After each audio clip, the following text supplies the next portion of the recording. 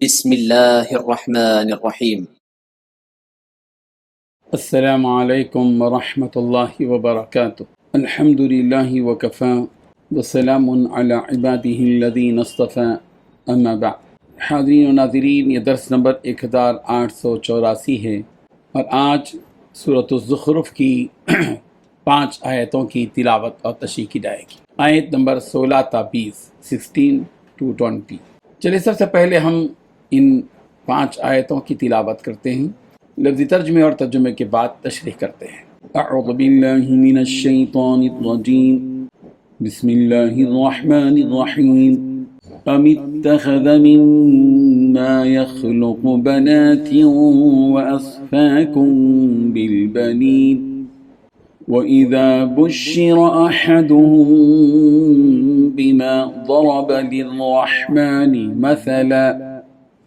مثلا ظل وجهه مسودا وهو كظيم أفمن ينشأ في الحلية وهو في الخصام غير مبين وجعلوا الملائكة الذين هم عباد الرحمن إناثا أشهدوا خلقهم ستكتب شهادتهم ويسألون وقالوا لو شاء الرحمن ما عبدناهم ما لهم بذلك من علم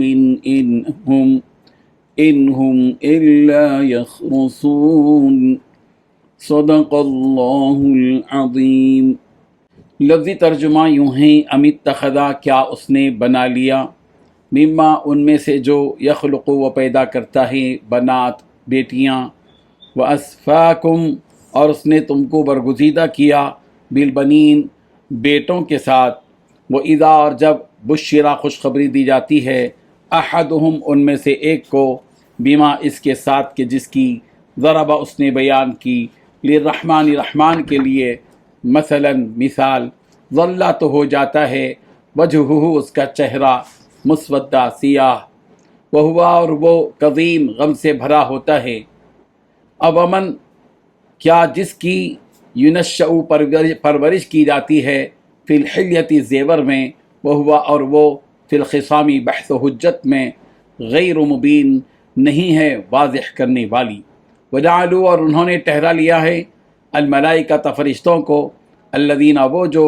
ہم عباد الرحمن وہ رحمان کے بندے ہیں، اناثا عورتیں، اشہیدو کیا وہ حاضر تھے، خلقہم ان کی پیدائش کے وقت، ستکتب ضرور لکھی جائے گی، شہادتہم ان کی شہادت، ویسألون اور وہ سوال کیے جائیں گے، وقالوا اور انہوں نے کہا، لو اگر شاء چاہتا، الرحمن رحمان، ما عبدناہم ہم عبادت نہ کرتے ان کی، ما نہیں ہے، لہم ان کے لیے، بذالک اس کی بابت، من علم کوئی علم، ان نہیں ہیں، ہم وہ، الا مگر، یخرصون اٹکل پچو باتیں کرتے۔ ترجمہ یوں ہے، بھلا کیا اللہ نے اپنی مخلوق میں سے اپنے لیے تو بیٹیاں پسند کی ہیں اور تمہیں بیٹوں کے لیے منتخب کیا ہے، حالانکہ ان میں سے کسی کو جب اس بیٹی کی ولادت کی خوشخبری دی جاتی ہے جو اس نے خدائے رحمان کی طرف منسوب کر رکھی ہے، تو اس کا چہرہ سیاہ پڑ جاتا ہے اور وہ دل ہی دل میں گھٹتا رہتا ہے۔ اور کیا اللہ نے ایسی اولاد پسند کی ہے جو زیوروں میں پالی پوسی جاتی ہے اور جو بحث مباحثے میں اپنی بات کھل کر بھی نہیں کہہ سکتی؟ اس کے علاوہ انہوں نے فرشتوں کو جو خدائے رحمان کے بندے ہیں مؤنث بنا دیا ہے۔ کیا یہ لوگ ان کی تخلیق کے وقت موجود تھے؟ ان کا یہ دعویٰ لکھ دیا جائے گا اور ان سے باز پرس ہوگی۔ اور یہ کہتے ہیں کہ اگر خدائے رحمان چاہتا تو ان فرشتوں کی عبادت نہ کرتے، ان کو اس بات کی حقیقت کا ذرا بھی علم نہیں ہے اور ان کا کام اس کے سوا کچھ نہیں کہ اندازوں کے تیر چلاتے ہیں۔ ان 5 آیتوں میں 12 باتیں بیان کی گئی ہیں۔ پہلی بات، بھلا کیا اللہ نے اپنی مخلوق میں سے اپنے لیے تو بیٹیاں پسند کی ہیں اور تمہیں بیٹوں کے لیے منتخب کیا؟ دوسری بات، حالانکہ ان میں سے جب کسی کو بیٹی کی ولادت کی خوشخبری دی جاتی ہے جو اس نے رب رحمان کی جانب منسوب کر رکھی ہے تو اس کا چہرہ سیاہ پڑ جاتا ہے۔ تیسری بات وہ دل ہی دل میں گھٹتا رہتا ہے۔ چوتھی بات کیا اللہ نے ایسی اولاد پسند کی ہے جو زیوروں میں پالی پوسی جاتی ہیں۔ پانچویں بات جو بحث و مباحثے میں اپنی بات کھل کر بھی نہیں کہہ سکتی۔ چھٹی بات اس کے علاوہ انہوں نے فرشتوں کو جو رب رحمان کے بندے ہیں مؤنث بنا دیا ہے۔ ساتویں بات کیا یہ لوگ ان کی تقریر کے وقت موجود تھے۔ آٹھویں بات ان کا یہ دعویٰ لکھ لیا جائے گا۔ نویں بات ان سے باز پرس کی جائے گی۔ دسویں بات یہ کہتے ہیں کہ اگر رب رحمان چاہتا تو ہم ان فرشتوں کی عبادت نہ کرتے۔ گیارہویں بات ان کو اس بات کی حقیقت کا ذرا بھی علم نہیں ہے۔ بارہویں بات ان کا کام اس کے سوا کچھ نہیں کہ اندازے کے تیر چلاتے ہیں۔ بزرگان محترم، پچھلی آیتوں میں کہا گیا کہ کفار اللہ تعالیٰ کی ہی مخلوق کو اس کا شریک بناتے ہیں۔ ان آیتوں میں یہ وعدے کیا جا رہا ہے کہ وہ اللہ کی کون سی مخلوق کو اس کا شریک بناتے ہیں، اور ان کی اس حرکت پر ان کی مذمت بھی کی جا رہی ہے۔ چنانچہ اللہ تعالیٰ نے فرمایا کہ پہلے تو یہ جان لو کہ اللہ تعالیٰ کا کوئی شریک نہیں ہے، مگر پھر بھی یہ لوگ فرشتوں کو اس کا شریک بلکہ ان کی بیٹیاں کہتے ہیں۔ ان کی اس عقل مندی اور تقسیم پر تعجب کے سوا اور کیا کیا جا سکتا ہے؟ سورہ نجم کی آیت نمبر 21 اور 22 میں کہا گیا اَلَكُمُ الذَّكَرُ وَلَهُ الْأُنثَىٰ تِلْكَ إِذًا قِسْمَةٌ ضِیزَىٰ، کہ تمہارے لیے تو لڑکے ہوں اور اللہ کے لیے لڑکیاں، یہ تو بڑی غیر منصفانہ تقسیم ہے۔ اگر بالفرض اللہ تعالیٰ کو کوئی شریک بنانا ہی ہوتا تو وہ فرشتے جن کو تم بیٹیاں کہہ رہے ہو کیوں شریک بناتا؟ کیونکہ لڑکیاں لڑکوں کے مقابلے میں کمزور ہوتی ہیں، تو پھر ان کمزوروں کو اپنا شریک کیوں بناتا؟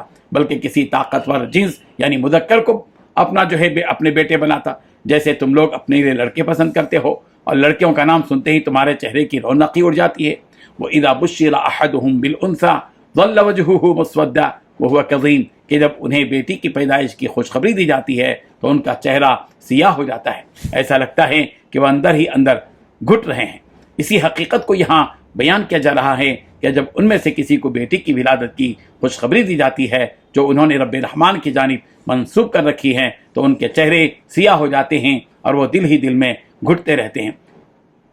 کسی عرب کا یہ واقعہ منقول ہے کہ جب اسے یہ معلوم ہوا کہ اس کی عورت نے لڑکے کو جنم دیا ہے تو اس گھر سے نکل گیا جس میں اس کی بیوی تھی، تو پھر بیوی نے یہ اشعار پڑھے ماں لأبی حمزۃ لأتینا یظل فی البیت الذی یلینا غضبان اللہ نلد البنینا تاللہ ما ذلک فی ایدینا وانما نأخذ ما اعطینا ونحن کالارض لزارعینا ننبت ما قد زرعوہ فینا، کہ ابو حمزہ کو کیا ہوا کہ وہ ہمارے پاس آتا ہی نہیں، حالانکہ وہ ہمارے گھر کے بازو میں ہی ہے۔